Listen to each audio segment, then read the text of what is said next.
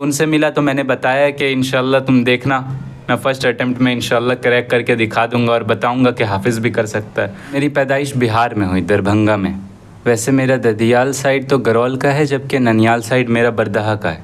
हिफ्ज़ पटना से किया और आलिमियत के लिए मैं सनाबिल यहीं पर है, वहाँ पे मैंने आकर आलिमियत अपनी पूरी की थी। और 11th में मैंने अपनी असली दुनिया देखी कि क्या होता है स्कूल। सबसे बड़ी बात है, अली रज़ियल्लाहु तआला अन्हु का एक कौल है कि मन तलबल उला सहरल लयाली, कि जो बुलंदी को चाहता है तो वो रातों को जागे। फिर मेरी स्कूल की जर्नी सिर्फ 2 साल की पूरी ज़िंदगी में रही और वहाँ जाकर ख़त्म हुई। इसी 2 साल में मैंने अपनी नीट की पूरी तैयारी की। मैंने अपने पूरी जर्नी को इसी बात को प्रूव करने में लगा दिया कि हाफिज़ कर सकता है, एक एक्टिविटीज़ में पार्टिसिपेट करने वाला कर सकता है।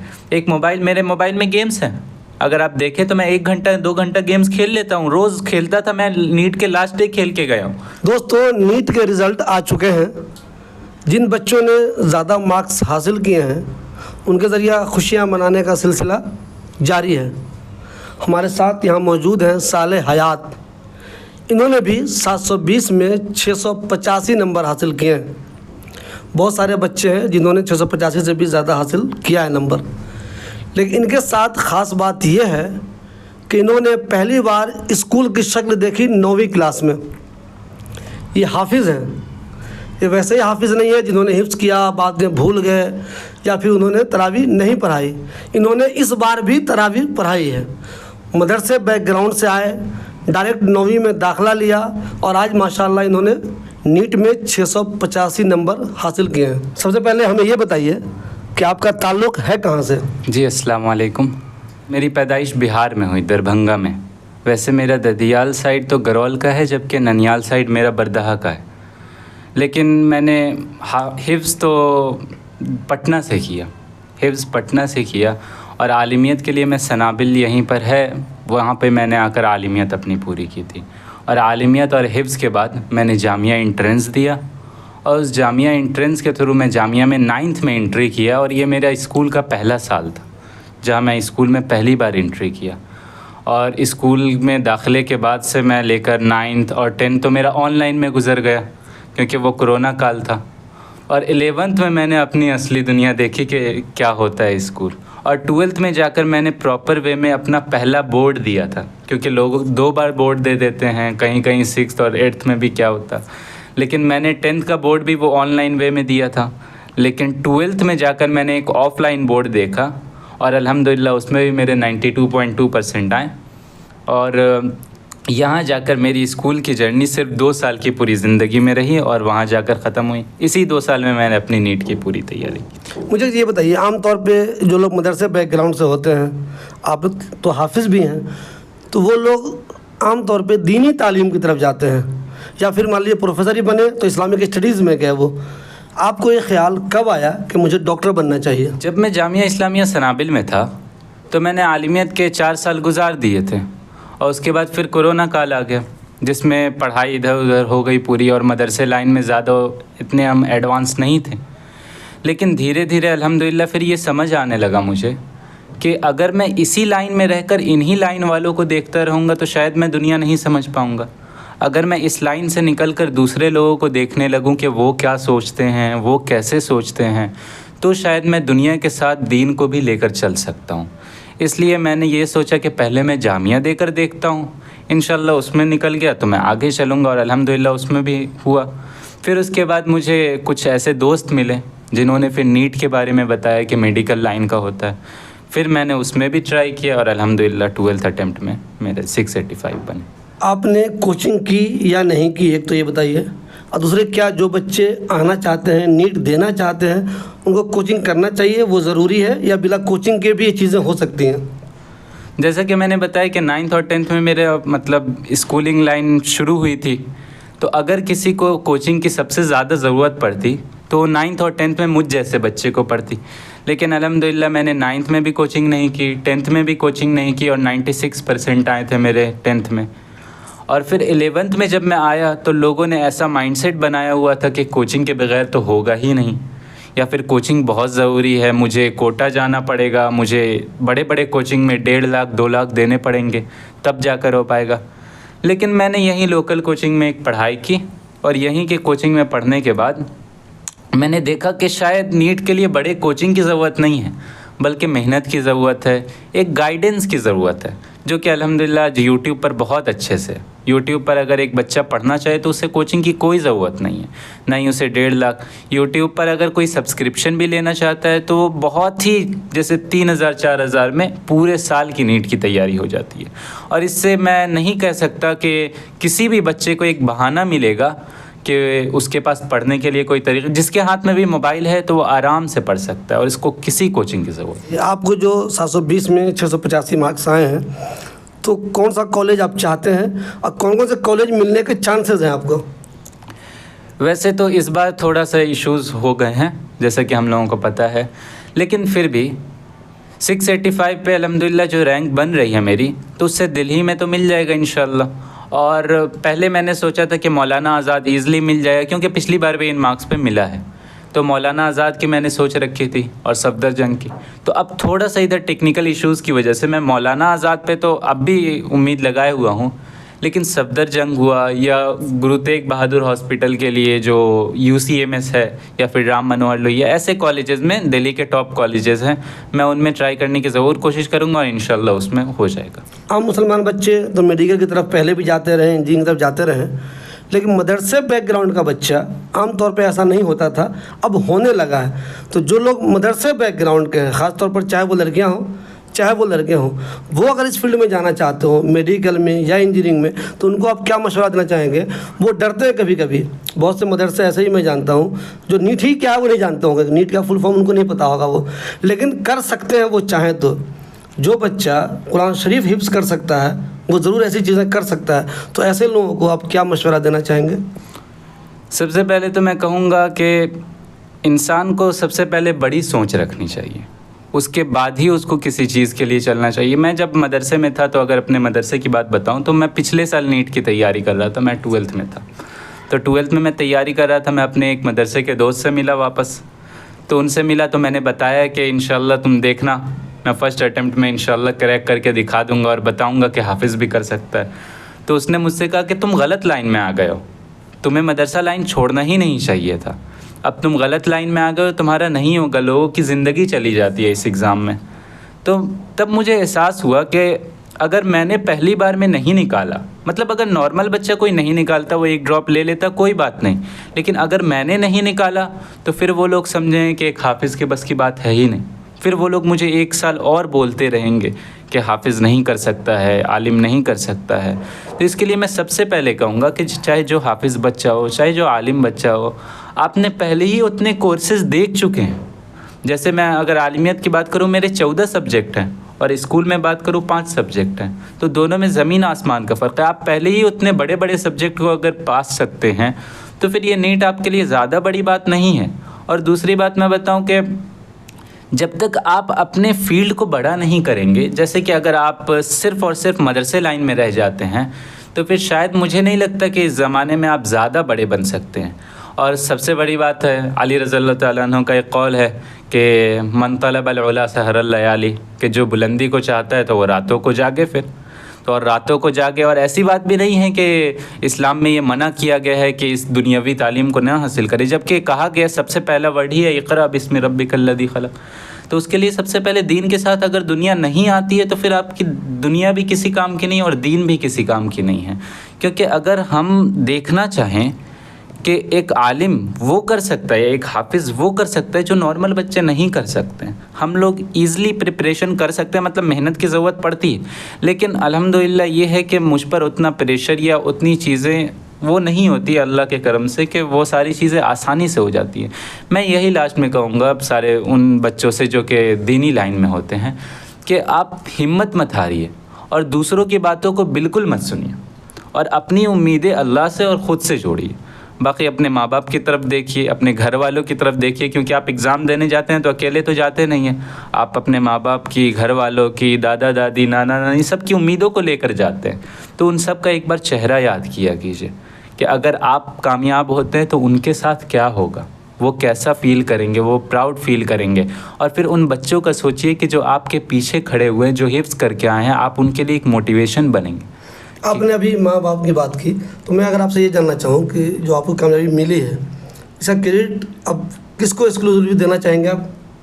सबसे पहले तो मैं अल्हम्दुलिल्लाह कहूँगा कि अल्लाह ताला ने मुझे ये मौका दिया तो मैं इस लाइन में आ सका और फिर ये अल्हम्दुलिल्लाह एक बार फर्स्ट अटेम्प्ट में निकला। और दूसरी बात मैं यही कहूँगा कि किसी एक को ये क्रेडिट देना मेरे लिए बहुत मुश्किल का काम होगा, क्योंकि अगर मैं माँ बाप को कहूँगा तो माँ बाप जितने हैं वैसे मेरे टीचर्स हैं।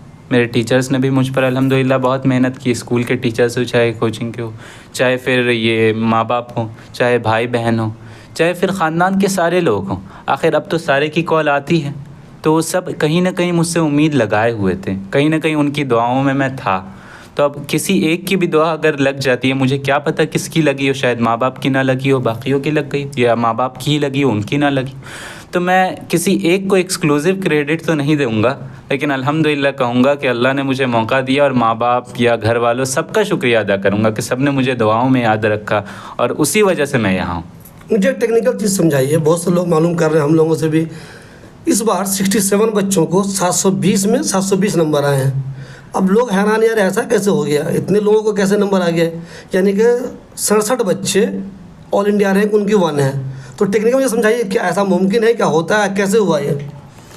मैंने नीट की हिस्ट्री में, मतलब मैं नीट की तैयारी 2 साल से कर रहा हूँ 11th एंड 12th में, तो मैंने 35 ईयर्स के पूरे क्वेश्चन, पूरी लिस्ट सब कुछ देख रखी है।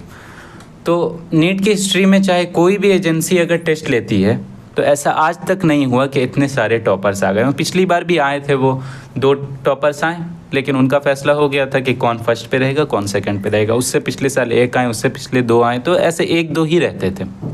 लेकिन अचानक से ऐसा एक्सपोनेंशियल बूस्ट आना, ये एक्सपोनेंशियल भी नहीं कहलाएगा क्योंकि अचानक से ये पीक चढ़ गया कि अचानक से 67 इतने बच्चों का 720 ले आना।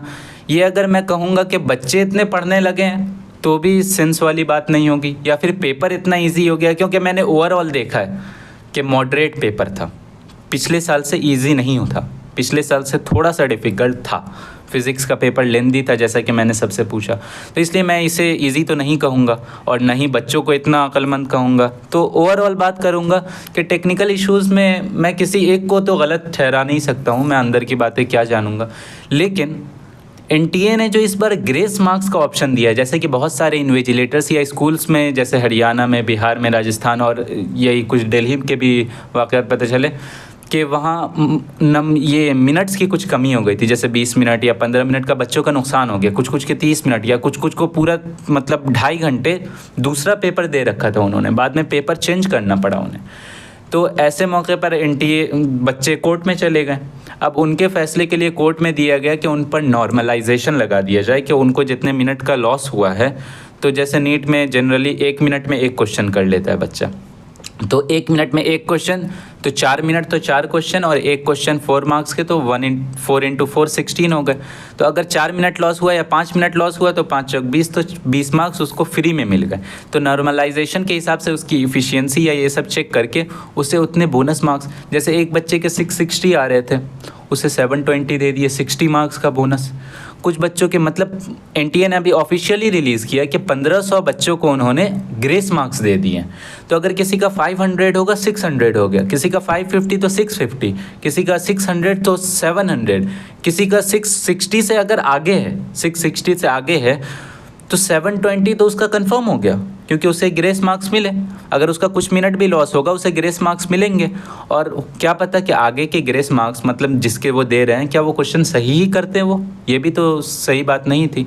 तो ग्रेस मार्क्स को हटा दें अगर, तो वापस से ये जो 67 टॉपर्स है, ये वापस से उसी ट्रेंड पे आ जाएंगे जिस ट्रेंड से हमेशा से नीट रहा है।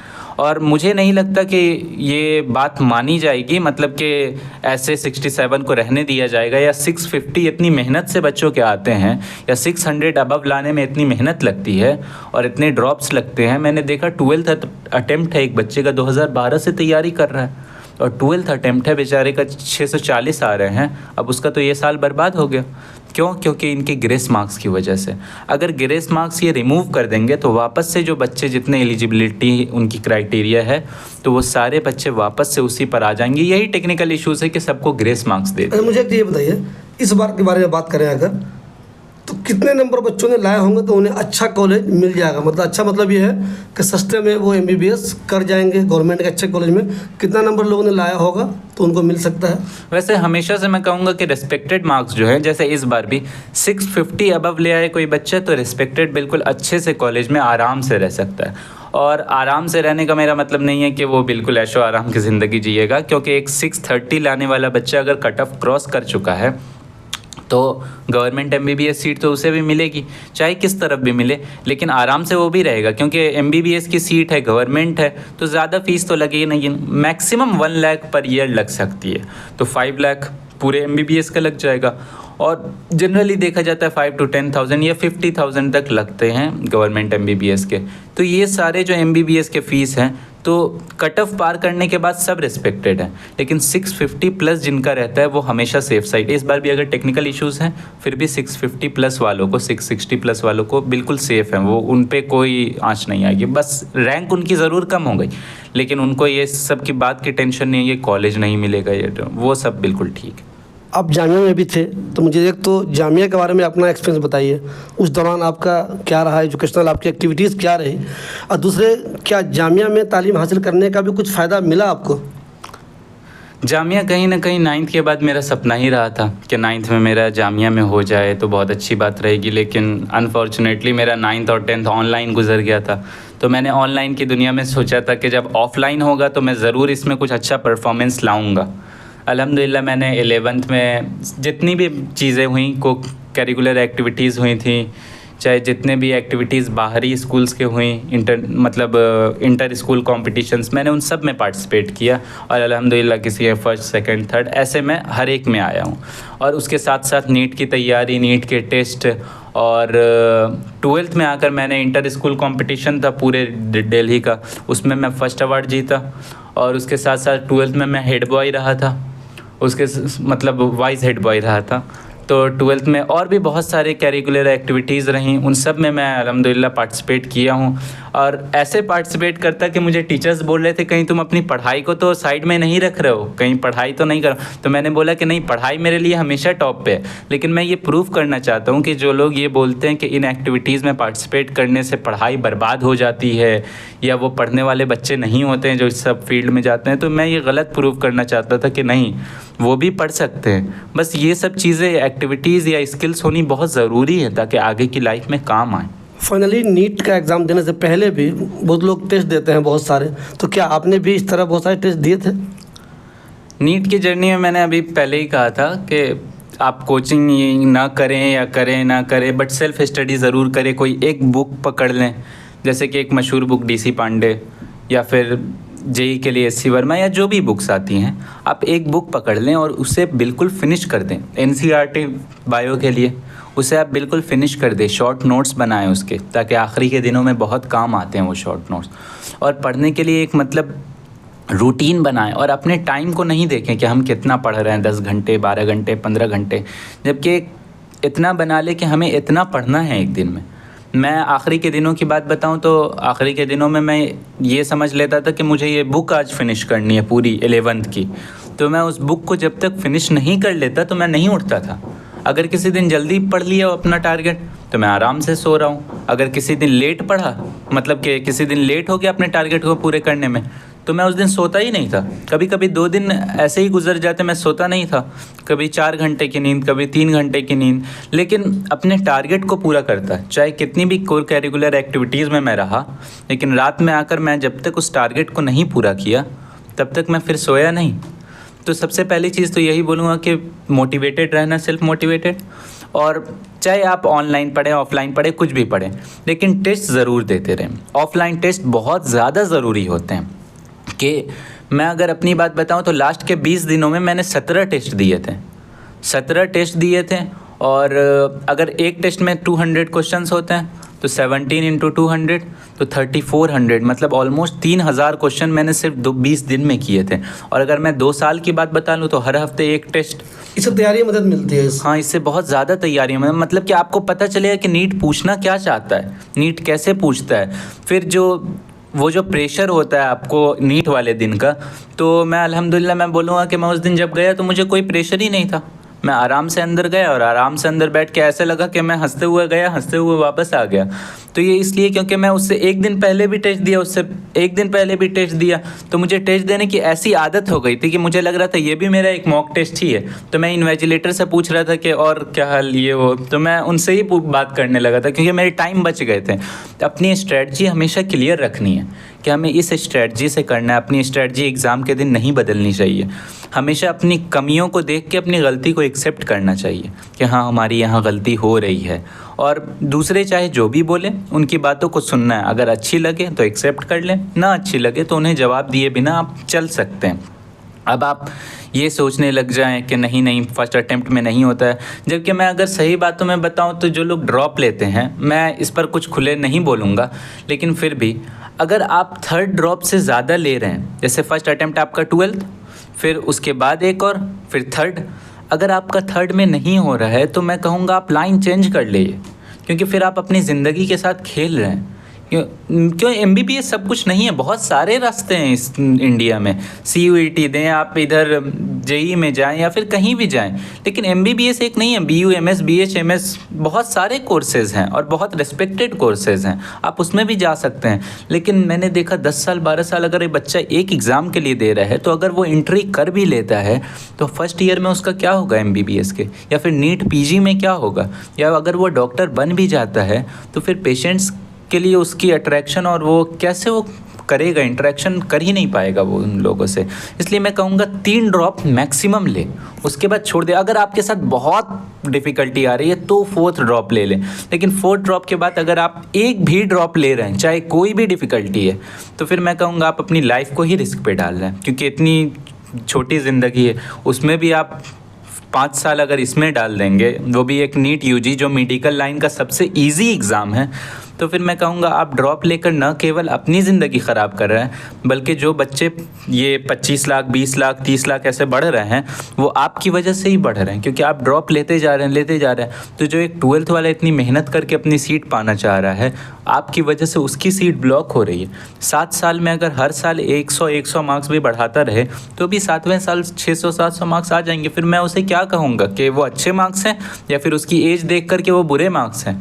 और मैं ऐसे टीचर्स को भी बोलूँगा कि जो लोग ये प्रमोट करते हैं कि अटेम्प्ट लेते जाओ, तो ये आपकी लाइफ के साथ खिलवाड़ करते हैं, क्योंकि उनको तो दोबारा पैसे मिल, लेकिन आपकी ज़िंदगी के साथ जो हो रहा है वो आप नहीं समझ पा रहे हैं। क्योंकि फर्स्ट अटेम्प्ट हो गया, मान लिया कुछ गलती रह गई आपकी 12th के साथ, आप तैयारी नहीं कर सके।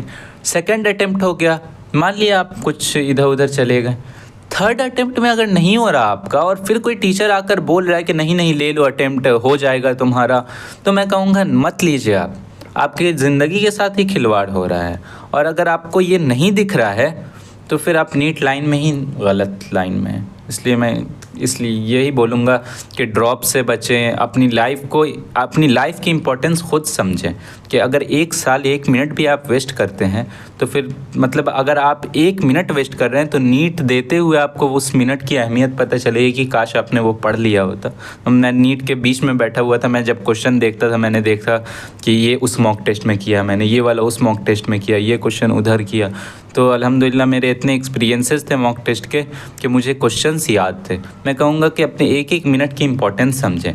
मोबाइल ये सब है, आप इंटरटेन के लिए कुछ देर ज़रूर यूज़ करें, मैं नहीं कहूँगा। मैंने अपने पूरी जर्नी को इसी बात को प्रूव करने में लगा दिया कि हाफिज़ कर सकता है, एक एक्टिविटीज़ में पार्टिसिपेट करने वाला कर सकता है।